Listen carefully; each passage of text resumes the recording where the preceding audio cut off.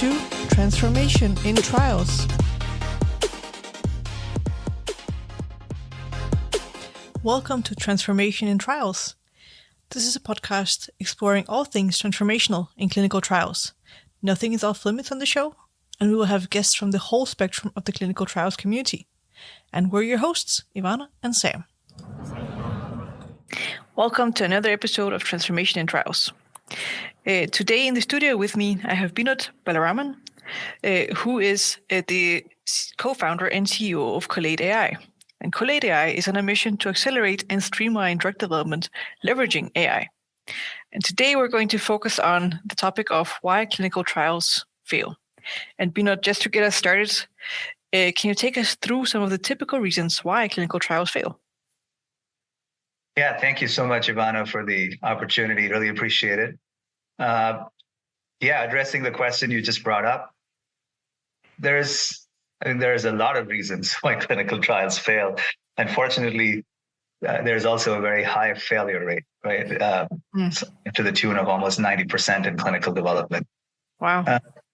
These drivers. So let's talk about some of the core ones. Efficacy and safety, are among the top reasons. So that obviously one of the focuses of the trial is to make sure the drug is producing the effect that is desired. If that's not achieved relative to the standard of care, that's an issue. Similarly, safety goes without saying. You do not want adverse events and side effects unrelated to the issue you're trying to cure. So that's another big one. There's other design-related issues like, study design flaws, insufficient sample size, regulatory issues that were missed that can come into play. There's logistical issues that can happen. Oftentimes, enrollment is a challenging dimension. So you got to get to the right sites, and you got to have you need to find people that fit the criteria you're looking for. Protocol violations, data quality issues, those are additional ones. And last but not the least, I would say there are company-related issues like financial difficulties or organizational changes and things of that sort that may come into play as well, right? And external factors, right? I mean, you may have competitor drug approvals that happen, which sort of inhibit, stop you from moving forward with this, in the direction you're thinking of. So those are some of the drivers, and there are some commonalities to these, right?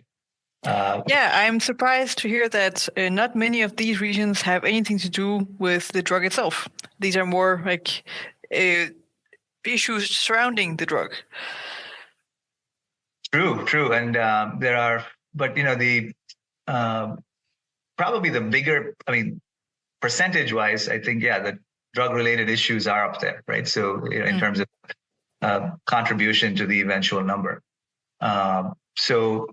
And a common theme for many of these is the fact that pharmas don't have great visibility into upcoming future events, clinical events, and future trial trajectory, right? So they're operating off of retrospective data.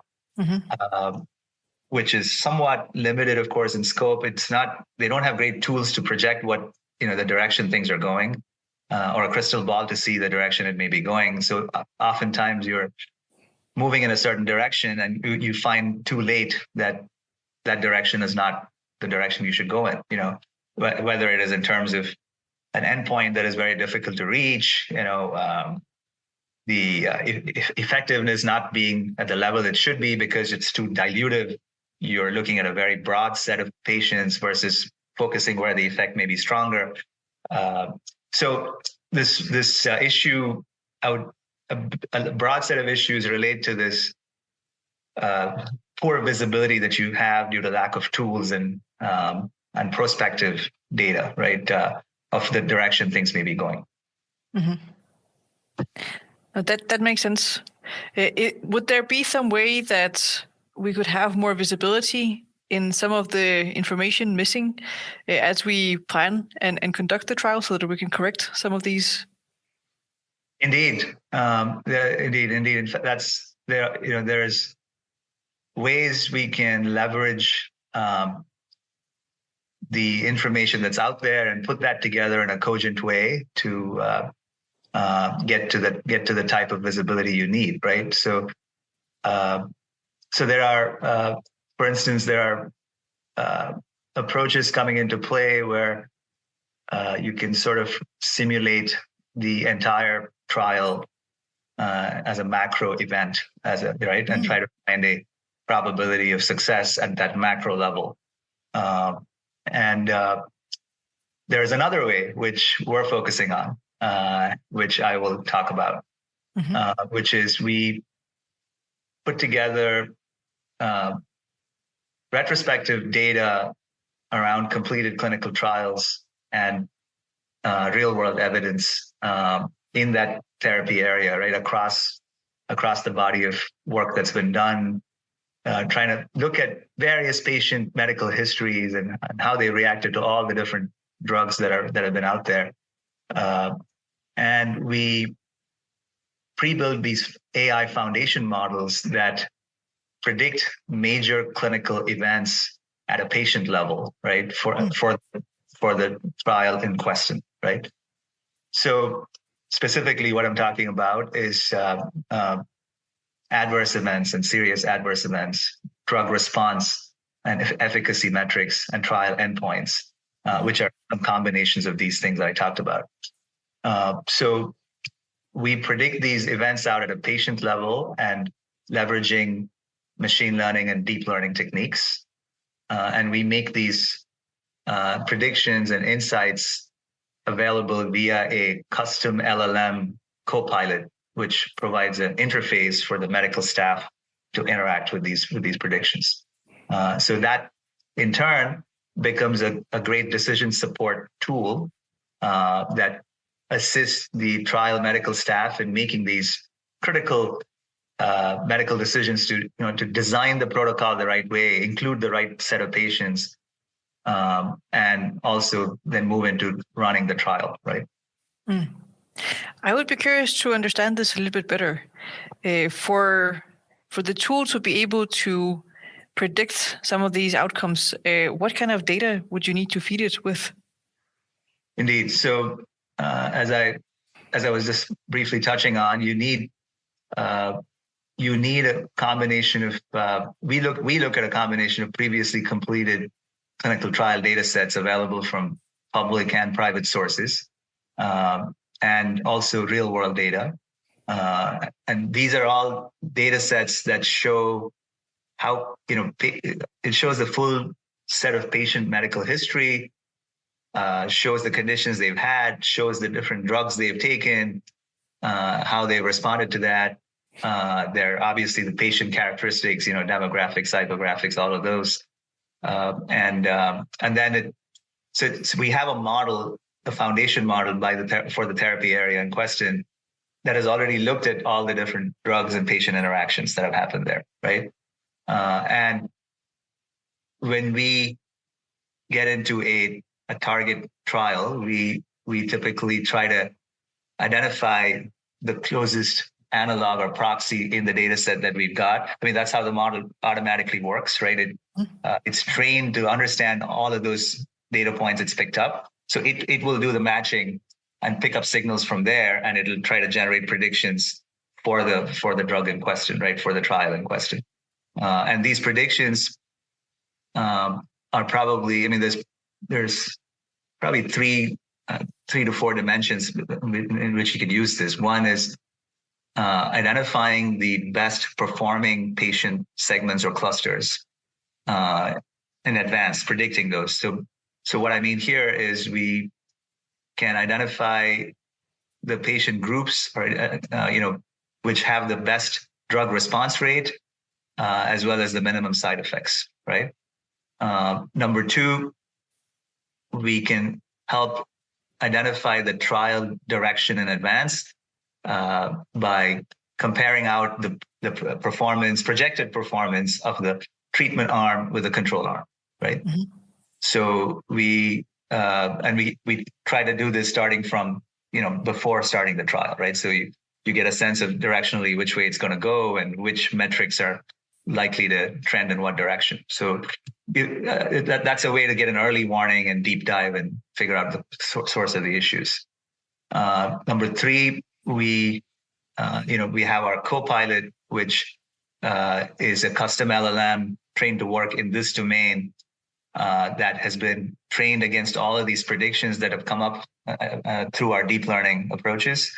And the Copilot also works with trial actual data. So you can use it to manage the clinical trial, right, by asking simpler queries as well. So you can query the predictions that we came up with, but also other things like what has happened so far, how is site A done relative to site B, and so on.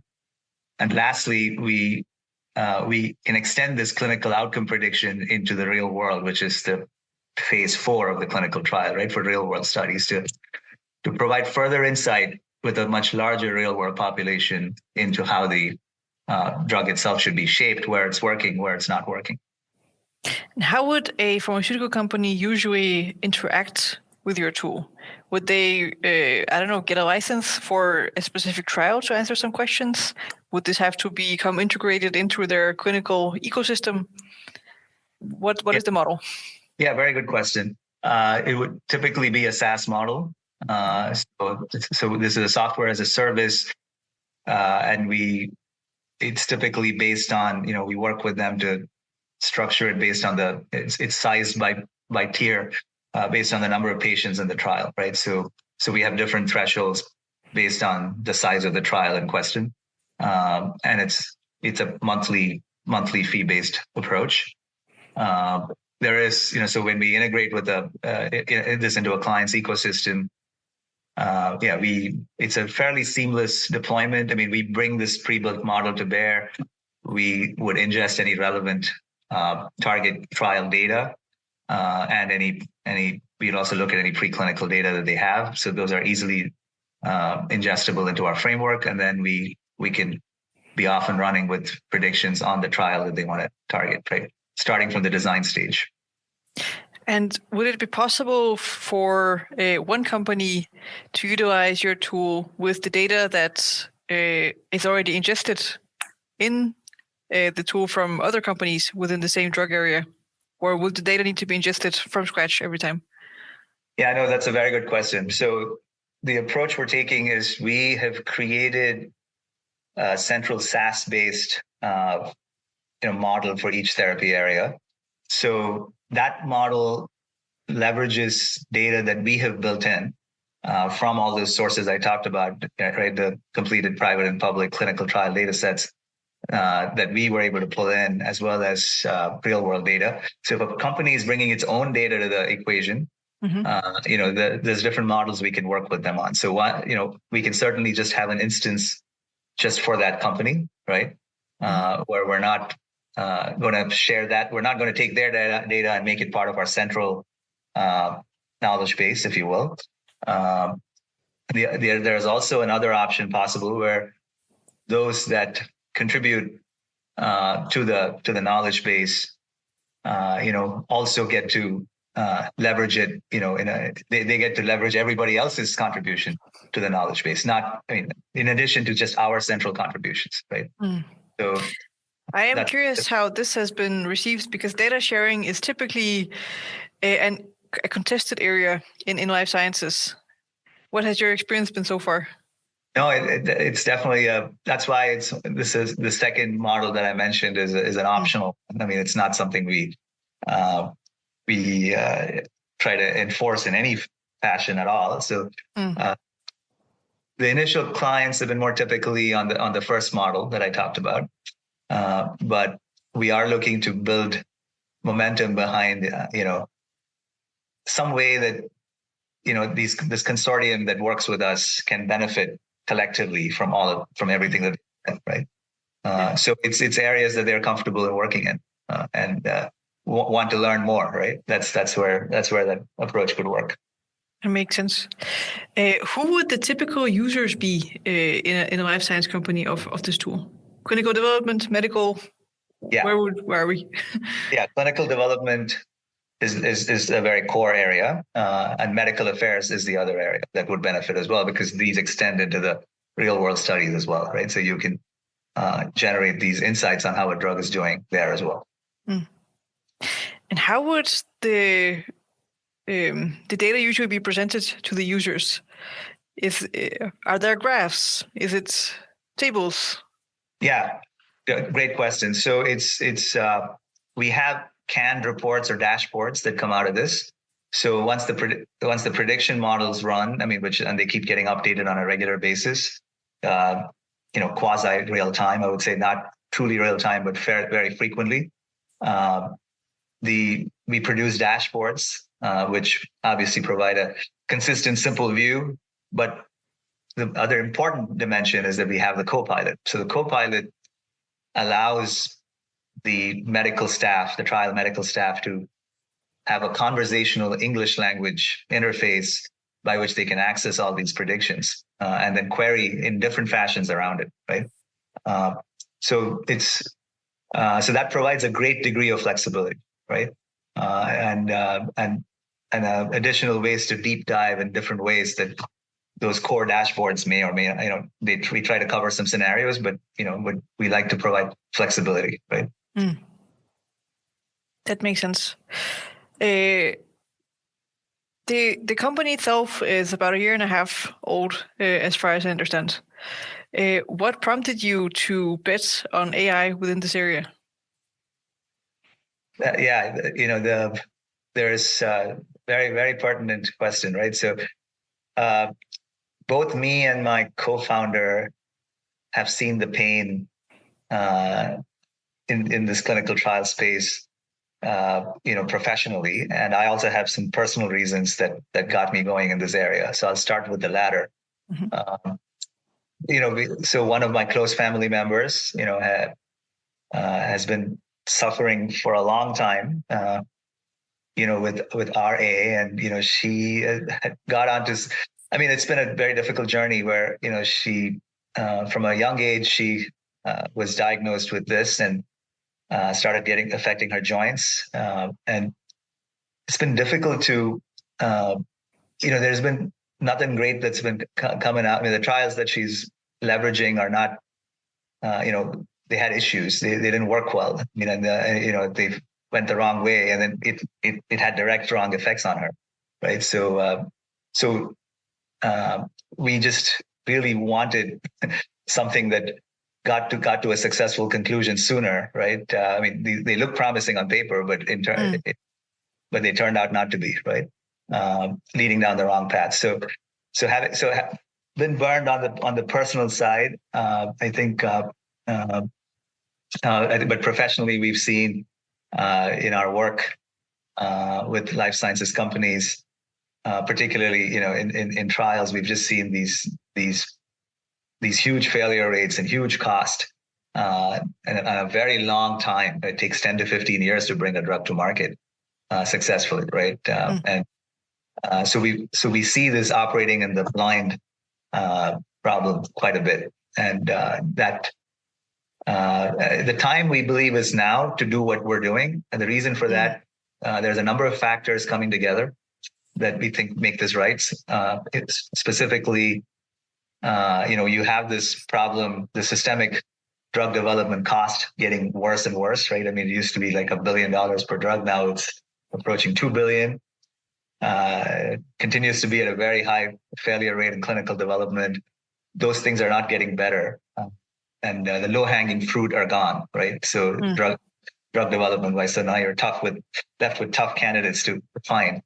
So that's one. You have things like adaptive trial designs coming into play, and which potentially added some level of flexibility.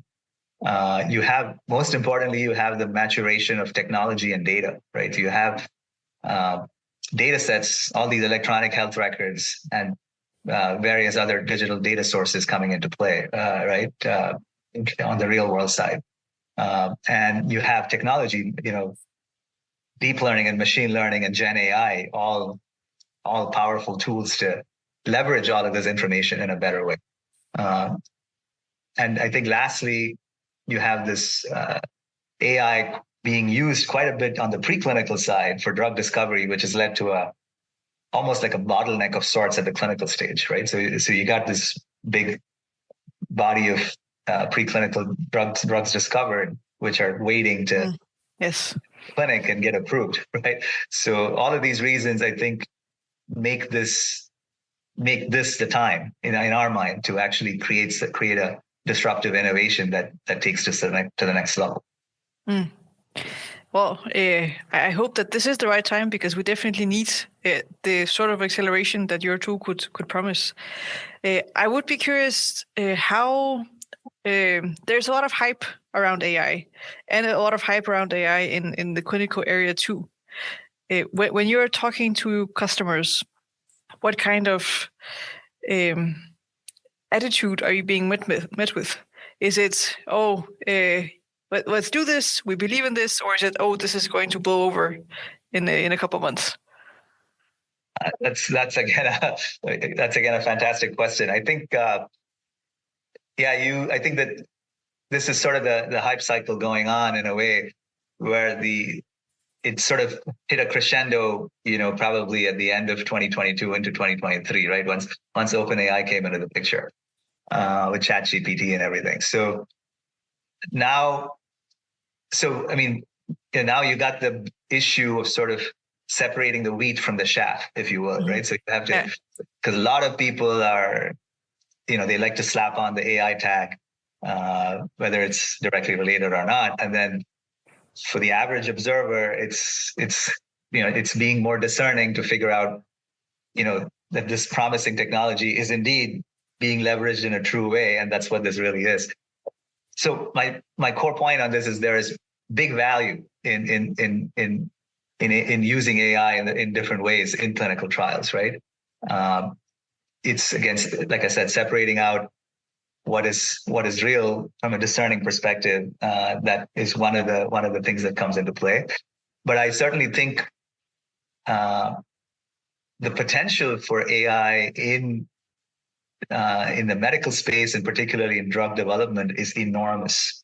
And it's not quite been tapped to the extent it could be. It's coming into play. Some of the reasons for that are, we've started seeing some of it in preclinical, but there's a lot more conservatism and regulatory slowness and traditional ways of working that are common in the clinical development space in particular, right? So I think that has left some untapped potential at this point. But I mean, the opportunity is just really out there, because at the end of the day, you're saving lives, and big dollars are being spent in this space, but not with low success rates, right? Yes. So So you have that huge gap to be filled. Getting that 90% to failure rate to something closer to 70%, or even in an ideal world like 50%, right? So we think opportunity is enormous. It's about separating obviously picking the true contenders from the pretenders. AI native companies are a good way to start, right? To truly tap into the promise of AI. I think that's a good way to look at it, right? Oh, absolutely. Well, Vinodh, I would be curious, how did you get into the clinical trial space to begin with? What was your journey? Yeah, it's really, as I said, with the personal anecdote that I shared, that was one of the motivators, that seeing that, these trials being so ineffective and could lead you down the wrong path, in many cases, for a long time, without any sign of discernible success. On the professional side, I think, working with pharmas and working, my co-founder as well, he's a longtime clinical trial leader, Merck and Stryker and so on. So he has been living this for the last 30 years. So he and I have been brainstorming around ways to innovate in this space.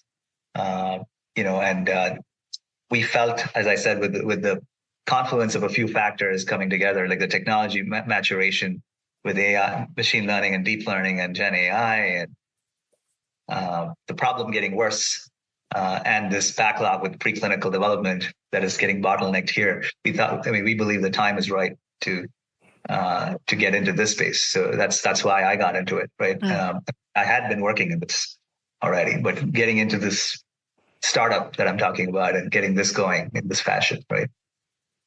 That makes sense. Well, Vinodh, we are going to start rounding off, and I always ask our guests the same question towards the end. And that is, if we gave you the transformation in trials magic wand that can change one thing in our industry, what would you wish to change? Very good one. I want to have that magic wand. So what I want to change is I would want to improve the openness and willingness to change, right? Yeah.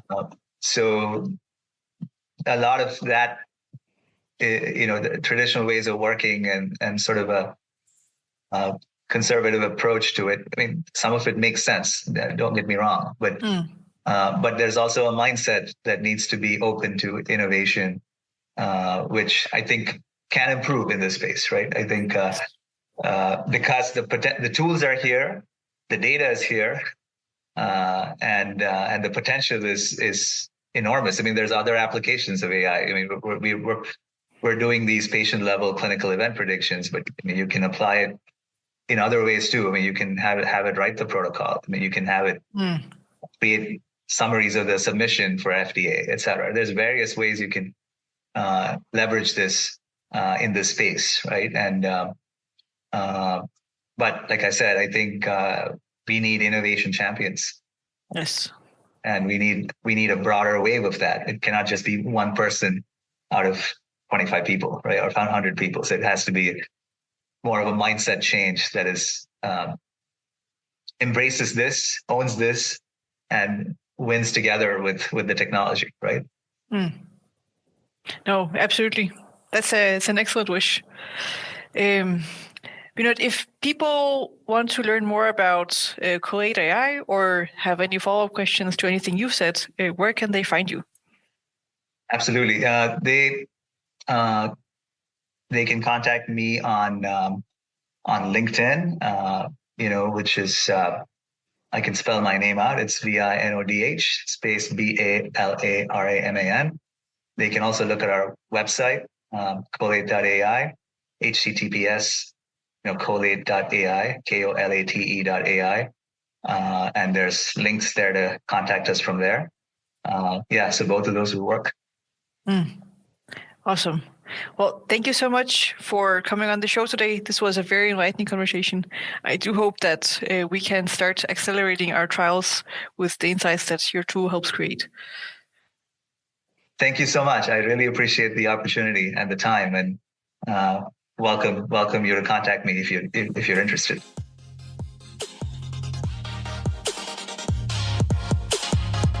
You're listening to Transformation in Trials.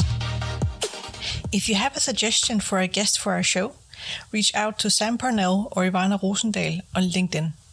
You can find more episodes on Apple Podcasts, Spotify, Google Podcasts, or in any other player. Remember to subscribe and get the episodes hot off the editor.